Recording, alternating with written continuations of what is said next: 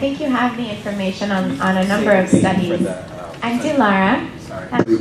A doctor, cardiologist from UCSF did come to the police commission and present, and at the end of his presentation there was a list that said if you are to get tasers, which he's recommended against publicly, then, but he said if you are, then all this should be in your policy, and all those recommendations are in that draft policy in the back. Okay, so let's talk a little more. You have some of these studies and citations in your packets, but let me give you a couple more quotations from Dr. Singh's studies, as well as from other peer-reviewed studies.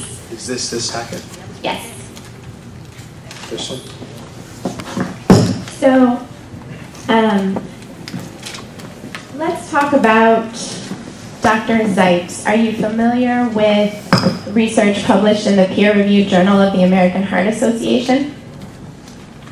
This is another doctor who has publicly spoken out.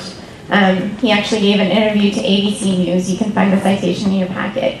He said, "It is absolutely unequivocal based on my understanding of how electricity works on the heart, based on good animal data, and based on numerous clinical situations, that the taser unquestionably can produce sudden cardiac arrest and death."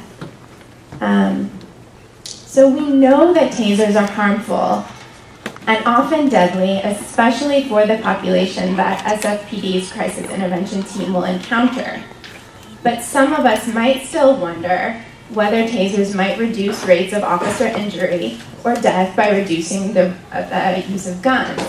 This actually sounds reasonable at first, right? But this claim has actually been tested and proven false by cardiologists at UCSF. Statistically, adding tasers means more weapons, which translates into higher death rates. And this is one of the findings of Dr. Singh in his study. Dr. Singh and his colleagues analyzed all available data from California police departments after tasers were introduced. They found that death rates actually increased after tasers were introduced into departments. So these findings give us a statistical picture of what happens when police departments add tasers.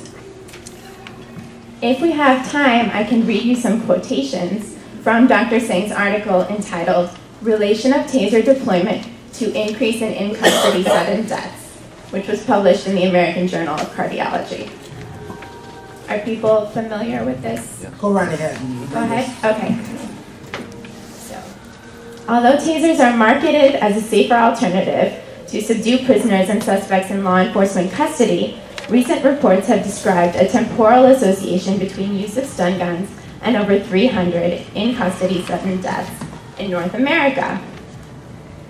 In this epidemiologic study of police and sheriff departments of moderate to large cities in California using tasers, we found a statistically significant 6.4-fold increase in the rate of in-custody sudden deaths not involving lethal firearm force in the first full year of taser deployment compared with the pre-deployment period.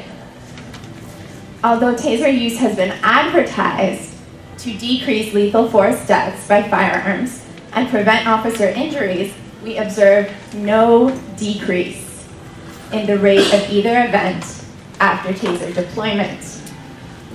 To the contrary, departments had a twofold increase in the rate of lethal firearm deaths in the year of taser deployment and the first full year after deployment, whereas the rate of serious officer injuries requiring visits to an emergency room was unchanged. We speculate that early liberal use of tasers may have contributed to these findings, possibly escalating some confrontations to the point that firearms were necessary. So we know that across the country, I'm not quoting right now, there have already been a number of lawsuits against Taser International for misinforming police departments about the dangers of tasers, and against police who accidentally kill people with tasers.